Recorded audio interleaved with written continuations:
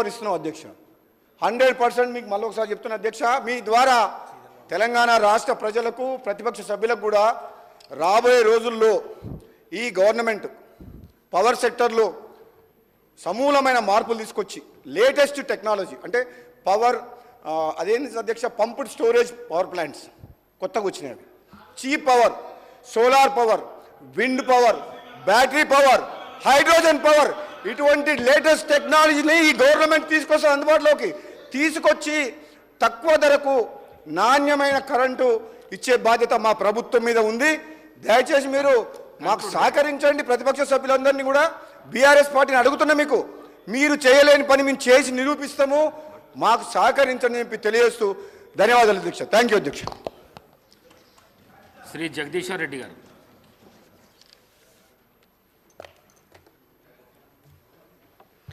ధన్యవాదాలు అధ్యక్ష. అయితే సార్ తమ అవకాశం ఇచ్చారు, సంతోషం, మాట్లాడాలి ఉంది, కానీ దేమే మాట్లాడాలనేది కూడా అర్థం కావట్లేదు అధ్యక్ష. ఎందుకంటే పుస్తకాలే పంపలేదు, మాకు పుస్తకాలే ఇవ్వలేదు. ఇప్పుడు పొద్దున ఇందులోకి వచ్చిన తర్వాత నేను సెక్రటరీ గారిని అడిగితే ఇప్పుడు తను తెచ్చి ఇచ్చేయండు.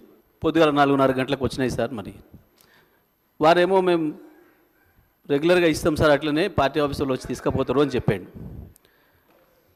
కానీ మరి పొద్దున 4:30కు వస్తే ఎవరు వచ్చి తీసుకుపోవాలి, ఎట్లా వచ్చి తీసుకుపోవాలి, మేము దేని మీద ప్రిపేర్ కావాలి, దేని మీద మాట్లాడాలి, మాకు అయితే అర్థం కావట్లేదు సార్. జగదీశ్వర్ రెడ్డి గారు సార్, మీ పార్టీకి సంబంధించిన వాళ్ళు రాత్రే తీసుకొని పోయిన బుక్స్ అని. Sorry sir, sorry, very sorry. ఇప్పుడు తను తీసుకొచ్చి మన అసెంబ్లీ అటెండర్ తీసుకొచ్చి నాకు ఇచ్చిపోయింది తప్ప రాత్రి తీసుకుపోయిన మాట అబద్ధం. ఇంకోటి కూడా చెప్తున్నాను అధ్యక్ష, ఒకవేళ ఇదే నిజమైతే పొద్దున 4:30 గంటలకు బండి లోపలికి వచ్చి తెచ్చిందా లేదా ఒకసారి ఎంక్వైరీ చేయండి.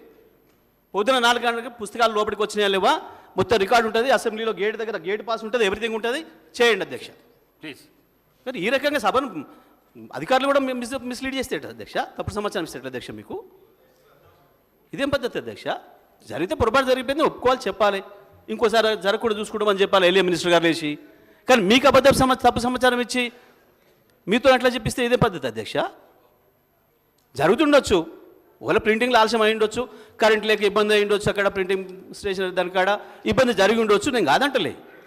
కానీ దాన్ని ఉన్నది చెప్పాలి. కానీ సభాధ్యక్షునికే తప్పుడు సమాచారం ఇస్తే అది కరెక్ట్ కాదు కదా అధ్యక్ష. తీయండి, నేను ఏమంటున్నా, తీయండి. పొద్దుగాలు వచ్చిందా లేదా, 4:30 తర్వాత వచ్చినా లేదా తీయండి. జగదీశ్వర్ రెడ్డి గారు సార్, మీ బుక్స్ రాత్రే పంపించినాము, రాలేదు. రేపటి బుక్స్ దీని మీద నేను నిలబడి ఉన్నా, రాలేదు. నేను దీని మీద నిలబడి ఉన్నా, రాలేదు. నేను నిలబడి ఉన్నమాట, దీని మీద నిలబడి ఉన్నా. నేను సరి చేసుకోమని చెప్పండి అధికారులను. కానీ ఈ రకంగా మొత్తమే సభను మిస్లీడ్ చేసేటట్టుగా బయట జనం చూస్తున్నారు. రేపటి వచ్చినాయి, రేపటివి ఇవాళ రాత్రి 4 గంటలకు. ఎల్ఏ మినిస్టర్ గారు చెప్పండి, మీరన్నా చెప్పండి. ఎల్ఏ మినిస్టర్ గారు చెప్పండి. సార్,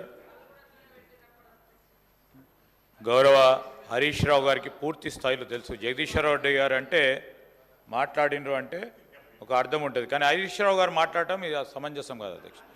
అనేక సందర్భాల్లో 10 సంవత్సరాల కాలహయంలో వారు ప్రశాంత్ రెడ్డి గారిని అడగండి, వారి డిపార్ట్మెంట్లకు సంబంధించి ఎప్పుడు వస్తూ ఉండే అధ్యక్ష. రేపు డిమాండ్స్ అంటే రాత్రి 9 గంటలకు 10 గంటలకు పెట్టేవారు అధ్యక్ష. రేపు 10 గంటలకు, నిన్న సెలవు దినం ఉంది, అదే రోజు మొన్న సాయంత్రం అధ్యక్ష అన్ని శాఖలకు సంబంధించిన డిమాండ్స్ పెట్టడం జరిగింది. ఎక్కడైనా పెట్టడం జరిగింది. మీరు వెళ్ళిపోతే మేమేం చేయాలా? మీరు వెళ్ళిపోతే ఇంటికి వెళ్ళిపోతే మేమేం చేయాలండి? ఈరోజు మేము చెప్తా ఉన్నాం అధ్యక్ష, డిమాండ్స్కి సంబంధించి ఈరోజు 29, 30 తేదీల్లో ఉన్నాయి, కంటిన్యూస్గా వస్తూ ఉంటాయి. డిమాండ్ సంబంధించి రేపు కంటిన్యూస్గా వస్తూ ఉంటాయి. వారికి తెలియంది కాదు అధ్యక్ష. కేవలం మా హరీష్ రావు గారు ఏం చేస్తారంటే లేచి బుల్డోజ్ చేసే ప్రయత్నం, దాంతో తికమక చేసి ఈరోజు అందరినీ కన్ఫ్యూజన్ పెట్టే ప్రయత్నం వారు నిరంతరంగా చేస్తూ ఉంటారు అధ్యక్ష. దయచేసి హరీష్ రావు గారికి ఉన్న అనుభవం ఈరోజు నేను చెప్తా ఉన్నాను, కొత్తగా వచ్చిన గౌరవ సభ్యులందరూ కూడా ప్రాక్టీసెస్, ప్రొసీజర్స్ సరైన విధానంలో వారు కూడా నేర్చుకునే విధంగా వారి సలహాలు ఇవ్వమని కోరుతా ఉన్నాను అధ్యక్ష.